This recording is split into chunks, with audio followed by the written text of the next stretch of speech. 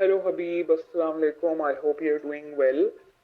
Habib, I have shared your number with someone named Ali Chaudhary. I'm also going to share his number here, so if you want to save it, you can. Or Ali is someone who is in some ways like you. I अभी मेरी इससे बहुत लंबी बात हुई है. Actually, just like I had a call with you the other day. Um, Ali is someone who has only come back from France. पूरी बचपन जिंदगी वहीं पे गुजरी है. He's come back from France about a month and a half ago, and he is also trying to do something in documentaries, and he also is someone who comes from the finance background. So वो ये कहता है कि I don't know these camera skills वगैरह, but I know how to finance a documentary. So which I mean, who knows कि वो finance होने के वक्त वो हो सकती है या नहीं, but he was like, I know those kind of skills, and I feel like I'm looking to just meet other people these days जो मेरे जैसे हों या मुझसे ज़्यादा सीखे हुए हों और उनको भी कुछ शौक हो कुछ खास तरह की डॉक्यूमेंट्रीज बनाने का. So he has been meeting like अभी जैसे आज ऑब्वियसली उससे मेरी बात हुई थी, कल वो जवाद शरीफ से मिल के आया है, वो सब तो वो कर रहा है. लेकिन मुझे जब उसने बात करना शुरू की तो मुझे लगा कि I think like the two of you should meet, and obviously you don't need to meet urgently if you are busy occupied, Ramzan भी है, सब कुछ है, but I would suggest that the two of you meet. मुझे लगता है कि शायद कुछ बॉन्डिंग हो जाए. Like my human being radar says that. I could be completely wrong, maybe you hate him after you met him. but I think like when he reaches out to you, you should try to meet him whenever you have the time and the presence of mind to do that. Thank you. तो बड़े मज़े की बात बता दो, जब मैं आया ना सेट पे इंटरव्यू, मैंने कहा जो भाई बैठे हैं ना, ये लग रहा है मुझे इनका कोई विलन शिलन का रोल है. जोगा पहना ब्लैक रंग का, अचानक अभी इनका सीन आएगा, कोई वहाँ से निकलेगा और वो बोला छट गया. मुझे मेकअप आर्टिस्ट भी देख के परेशान हो गए कि भाई आप एक्टर हैं, आपका प्लान ही ये मैं समझा आपने कि बिना आउटफिट पहना हुआ है और आपको कोई विलन शिलन का रोल है. अभी जो है ना थोड़ी देर से काबू बाल आएगी. हम रियल लाइफ में विलन इसी तरह रहते हैं. अच्छा, मैंने मुझे भी पता लगा अभी आपकी ये पहली वो है. बिल्कुल जी, इसमें इस प्रोजेक्ट में एज एन एग्जीक्यूटिव प्रोड्यूसर आए हम लोग. पहला प्रोजेक्ट है.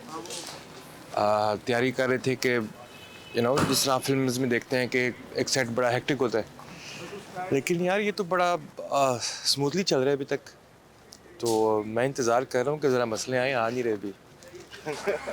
Waiting for the devil. हाँ, लेकिन हाँ मज़ा आ रहा है. स्टिल कांट बिलीव इट कि भाई ज़िंदगी में पता था कि किसी न किसी दिन तो किसी फिल्म सेट पे मैं जाऊँगा, लेकिन उस सेट में एज ए प्रोड्यूसर जाऊँगा ये सोचा नहीं था वैसे.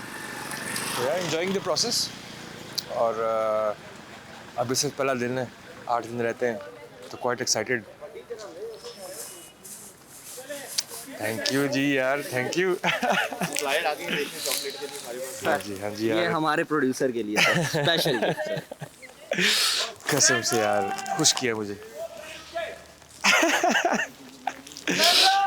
देख किस तरह मुस्कुराहटें आ रही हैं सबके ज़हन. कितनी होती हैं इसमें? 40. Age around 160. ठीक है जी. इसमें देखते हैं कि भाई वो सफ़ेद ना हो बस.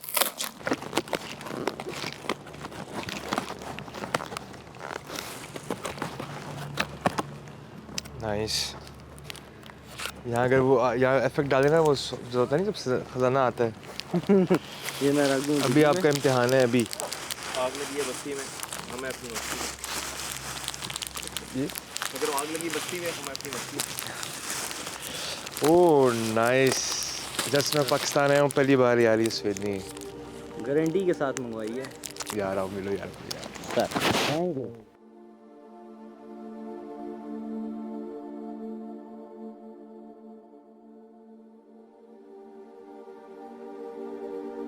तो the Pakistani dream actually is about leaving the country ना, और उस पर किसी का कोई ध्यान भी नहीं. तो वो इसलिए भी है कि आपकी जब ज़िंदगी की डेली स्ट्रगल्स हैं वो किसी कहानी में जाके इंसर्ट नहीं हो रही, कोई मतलब नहीं बन रहा उसका. तो वाई स्टेइंग हियर. मसला ये है कि जब बाहर जाएंगे तो आपकी आइडेंटिटी और कमज़ोर होगी एक दफ़ा, वहाँ सब कुछ और ज़्यादा मीनिंगलेस होगा। क्योंकि इन दी एंड आप क्या चाह रहे हैं, आपको वहाँ घर मिल जाएगा, गाड़ियाँ मिल जाएंगी, देन व्हाट, ज़िंदगी रुक तो नहीं जाएगी वहाँ। तो आई स्टिल बिलीव कि finding meaning in Pakistan is still easier for Pakistanis in Pakistan. बल्कि अच्छा है छोटे मोटे मसलों में रहो, इस तरह आपका ना मौत पे ध्यान रहता है ना असल मसाइल पे आप आते हो, ठीक है सर्वाइव करो।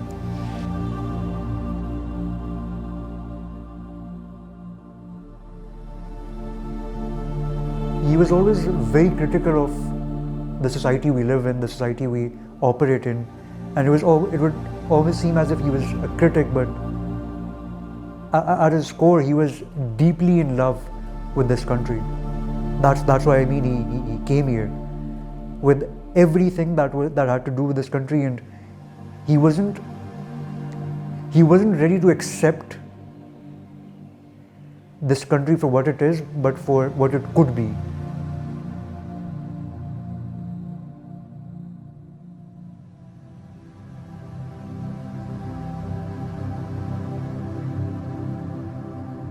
वो कहता था, अक्सर कहता था कि मैं आर्टिस्ट नहीं हूँ।